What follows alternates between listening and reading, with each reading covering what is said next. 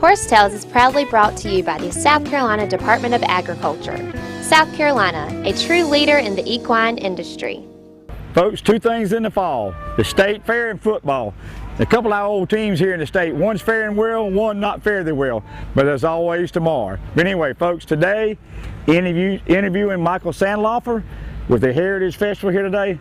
Folks, I've known a lot of people in my 58 years, and Michael is one of the most inspirational, energetic, and God-fearing men I ever known. He has got stories to tell. And folks, Michael will tell you here in the show today, he's been fighting cancer, but the courage he does each day, folks, it's just absolutely unreal. So walk with me today with a day in the life of a truly courageous, patriotic man.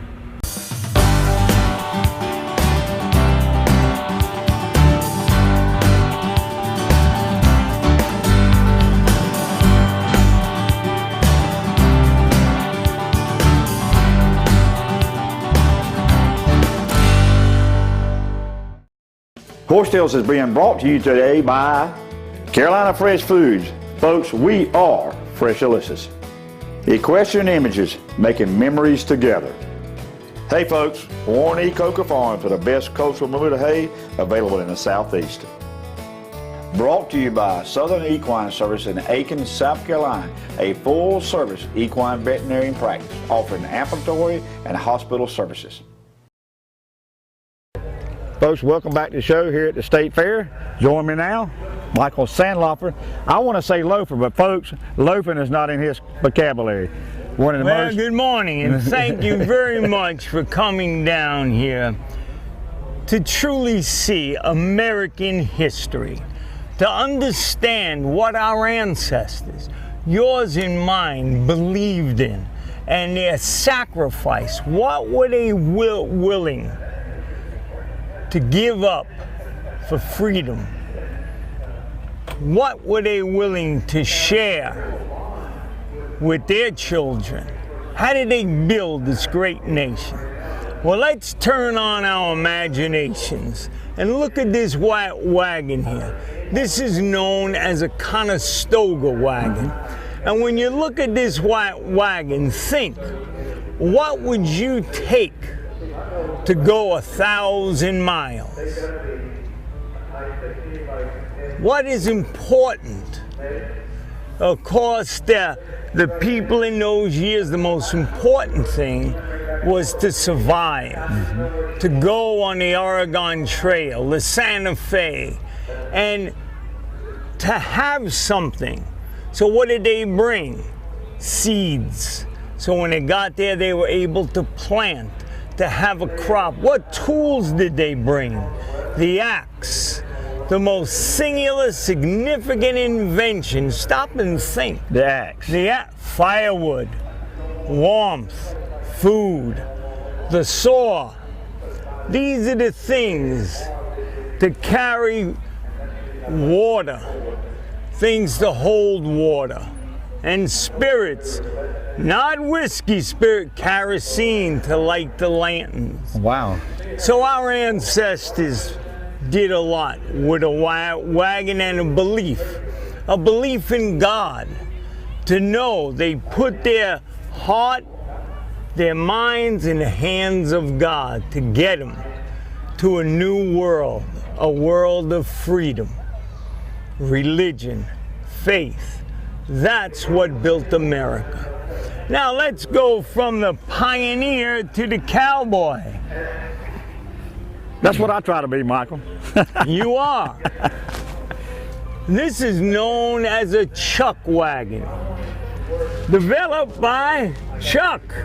That's how it became known as a chuck wagon. You see, the main thing was to bring food to the East. America's growing. Lots of people are coming, but we need food to feed them. The cattle was out west. They started what's known as a cattle drive. But their men, their horses needed food. They came up with a chuck wagon. Look at this wagon here. When you look back here, the wooden spoons, this is all outfitted. The cook they called Cookie. That's original. Yeah, well. Folks, we were wagging his hoe a minute ago, and Michael's going to take us over here to say how ingenuity from horsepower and just good old American dreams and ingenuity, how we got it done, right, That's Michael? right. How our ancestors built this country. They had a job to do. They had limited sources, so they had to create the power, and that was animal power: mules, donkeys, horses, and oxen. That's what built America. Folks, Michael's a walking encyclopedia. We'll show you how to get in touch with him through the website, and good information. And folks, I always say, hey folks, and we're going to go bale some hay. Let's go, Michael. Let's go. Michael, we're going to make hay while the sun is shining. Tell us what's going on here. Well, we have a 1942 Case stationary baler. Okay. And here it is for a small farmer. Come on, neighbor, let's get you a wooden pitchfork going. I'm going to go right there and put, okay. Hey, put it in the hopper here. Come over here, Dave. Scoop far up there and throw it right up there. I've done this before. Hey folks, it's literally happening. Baling hay at the South Carolina State Fair. Folks, I'll break anything. This is a wooden pitchfork.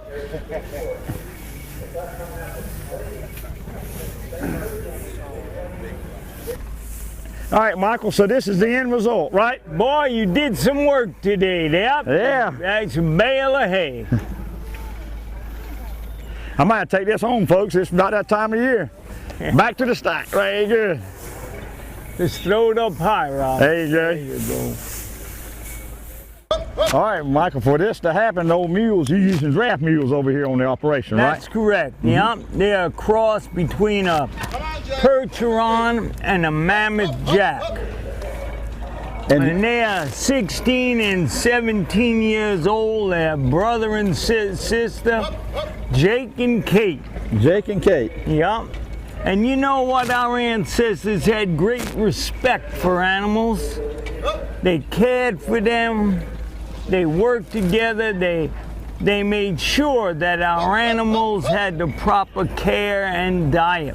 So what do you see now? You see these mules are walking around 360 degrees. What do you call, you had That's mentioned, sweep gear. okay. That goes around one revolution, turns the transmission 6 times. So what you're seeing is that saw, which we're going to saw wood now, is going around 72 times. Physics right here. This is how kids should learn how American ingenuity was put to the test. That's pretty neat, and it's belt driven. So back then, what is that? Rubber belts, or what is that? Well, they were leather belts, but Okay. today we use rubber belts that are laced, that are put together, and And this hay was baled with like a swath or something by hand, or how was it? How was the hay actually baled? well, they didn't bale hay in the olden days. They made what's called a haystack. Okay, They stacked the hay like what we have here. right. They stacked it, and then they used knives, like you saw over there, hay knives, to cut it, to load it on a wagon, and to feed it. Well, that's very interesting. So that's a lot of work was done, wasn't it? That's correct. And folks, when we come back, we're heading to the sawmill. So I saw you later. Horse Tales is being brought to you today by King Street Auction Company, the leading auction company in the Southeast. Dillon Meat Center, featuring Carolina fresh poultry products. Ride in and see Douglas and Terry Wayne Jackson today. By the South Carolina Agriculture Department, it's a matter of taste. And by Benton's Horseshoeing, reliable professional hoof care, specializing in maintenance and corrective shoeing. See Larry Benton. Folks, welcome back to the show. Michael, what you got cooking over here? Well, Gary's here. He's going to be cutting up some firewood for us.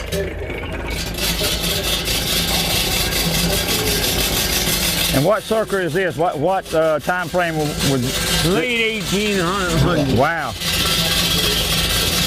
So that replaced the crosscut saw, right?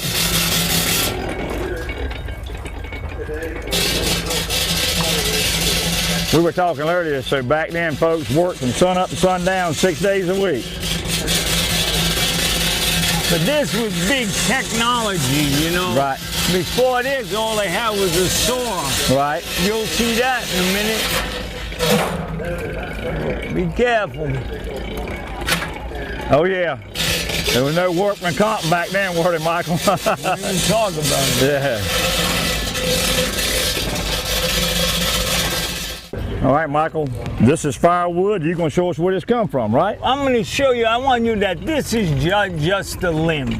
You know, the farmers, they needed to grow crops for their own food, for money, and for their animals to graze. But it was trees, so what did they do? They cut down trees, you got branches like this, but how did they get the stumps out of the ground? No bulldozers, no backhoes. Let's learn about a Hercules 2-horse stump puller, late 1800s. Let's see true mechanical advantages. Let's go. Michael, see if you can stump the old cowboy. Let's go. And Michael, here's the situation. We got a stump. We need to remove it in a less intrusive way. What do we do? We're going to use a Hercules 2 horsepower. We have our guys right here, Anthony and Hot Rod, and they're going to go ahead and show you the use of mechanical advantage in a non-intrusive way to get a job done, so our soil stays ready to plant. Are you ready? Ready. David, you better give him a hand, David. Let's go. Hip. Slowly. Old mule got to step over here. I think I'll get on the higher end, guys. There he goes. Oh, Just like that. just like that. Just like that. So Michael, it was a lot more difficult back in the day. They probably would dig around it and everything and do that? Yes, they would have. They would have dug around it. They would have took an axe to break the roots, and they would have pulled it over just as easy as that. Just as easy as that. Well, after they dug the hole, you know, dug around and sawed the roots, I mean, but what I look back to learn from, that today we use such massive machinery that hurts our soil, that compacts our soil. When a farmer, the only way crops don't grow in dirt, you have to build soil. Nitrogen, oxygen, you want your soil alive. This was a way to do it. That they got a head start, let's say, you know, which today the farmer has to go ahead now and use plows and different types of agricultural equipment to get that soil loose again, you know. Well, like I say, you stumped me on that one. We getting ready to go here. This was work, but back in the day, they played a little bit. We got a little bit of carousel over here you can share with the folks. Let's go. Yeah, you're looking at an 1890 flying horse merry-go-round. And it was powered by a mule or a donkey. Come on! Let's go. Well, Michael, here's a really merry-go-round powered by horsepower. That's correct. This goes back to the 1890s. When you came to a fair, that's what your kids rode on right there. History comes alive. We call this the endangered species carousel ride.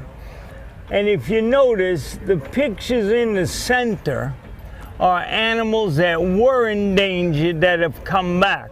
The buffalo, the eagle, the whale, the wolf. The ones up on top are animals that are endangered today. Okay. Well, I got where did merry-go-round come from? If you don't know, you got to ask. Do you know? No, I don't know. You know, I'm probably in Europe somewhere. You know. They were merry when they went around. This is American right here. This believed to be the first. The Parker Brothers flying horses. Wow. So a lot of this stuff here is actually was original and put in use, and you. Yeah, but this I rebuilt totally. Right. Totally. You know, all this stuff is good that it's old, but you have to recondition it with bearings, with grease fittings, to make sure that it still has the integrity it needs to hold your children's weight safely. We were talking earlier, people don't really realize how important it is to pay attention to this, because you're the most original and the only one left showing America really how we got to start, right? Well, you know, to my knowledge, this is the only traveling exhibit without motors. You notice how quiet it is? The children can listen to themselves, could think. It's very quiet and peaceful on the ride. You know, I'm here because my family believes in America, believes in God, and we have something to share to the next generation, that they don't just know about computers and drugs, and to understand the needs of the planet Earth, and to understand how it's our responsibility to care for the animals we share the planet with. I'm dying now. I have stage 4 cancer. So I'm glad to be here to share with you that somebody else could see. We're looking for a permanent home for this. And because we believe it should be seen by the thousands of school children, the hundreds of thousands, to understand what it took to build this great nation of ours. It wasn't built with a computer. It was built by hard work and a belief in God. And people like you, Michael. Well, thank you. But, that's a merry-go-round, and you've been around. We're going to go catch up with something else in a minute. Thank you. Okie dokie. Horsetails is being brought to you today by Carolina Fresh Foods. Folks, we are Fresh Delicious. Equestrian Images, making memories together. Hey folks, Warren E. Coker Farm for the best cultural Bermuda hay available in the Southeast. Brought to you by Southern Equine Service in Aiken, South Carolina, a full-service equine veterinarian practice offering ambulatory and hospital services. Folks, join me now. It's Sharon Sandloffer. I got it right. You got it right. Last time that me and you were talking, we had camels and wolves, lions, tigers, and bears. Oh my! Well, what's got you up here at the State Fair? Well, we're here at the State Fair to show this historical exhibit that we've got here, which you've seen here this afternoon. And but we still have our wolves and camels and lions and tigers and bears at home. So y'all been up here how long? We've been here, the fair's been 11 days, wow. And we're about halfway, a little more than halfway through. And I was doing some small talking. Y'all heading where after this? We're going down to Miami, Florida with the wolves for the Santa's Enchanted Village. Wow. I was on your website this morning, and y'all got a little bit of everything. So just tell the folks, y'all do a little bit of everything, but what do you key in on? Well, you know, I guess between Michael and I, we both kind of have our specialties. He's into the historical history of America and the animals that helped build this country. And I'm into more the exotics, not exotics, but the wild animals of America that need help today, particularly the wolves right now, because they are being slaughtered off and they play such an important part in our ecosystem, and what we really need to protect them and keep them here. Right. How many wolves you got back in Lynchburg? We have 16 altogether, and they're all rescued, and they all do come from captive situations. They're not, you know, we didn't take any from the wild, but we've got 16 of them now. And camels, how many camels you got now? Right now we just have one camel. Okay. One camel, yeah. Well, I'm going to walk a mile to see a camel. When I get there, don't throw me to the wolves, okay? Okay. Thank you, Sharon. Good talking to you. Folks, I hope you enjoyed today's show like I did. It's informative. Like I say, and Michael is, folks, truly an American hero. He really is. And Michael shared with him that what he's fighting cancer, and he is a truly heroic and courageous person. he's concerned about this show going on. So folks, you can contact me and kind of keep up what's going on with Michael, and I know Sharon's going to continue on hard as Michael progresses in life. But folks, like Michael said, a lot's gone by in America. You know, I'm kind of old-fashioned myself. I love the outdoors, and with every passing generation, it seems like something is lost. Michael and me were talking, he was saying now kids are on the computers and stuff. Well, it's up to us as adults and parents and grandparents. That's one thing I'm doing with my precious young granddaughter, spending time outside. But folks, life's great, but like Michael has shared, if he leaves this side and he's not home yet, he'll go home. And it's been such an inspiration for me today, folks, the privilege to bring you somebody like Michael Sonhoeffer and what he's done in his life. And folks, until next week, keep your reins low and your hands quiet, and you see as God has touched many a hand in our great country and ours.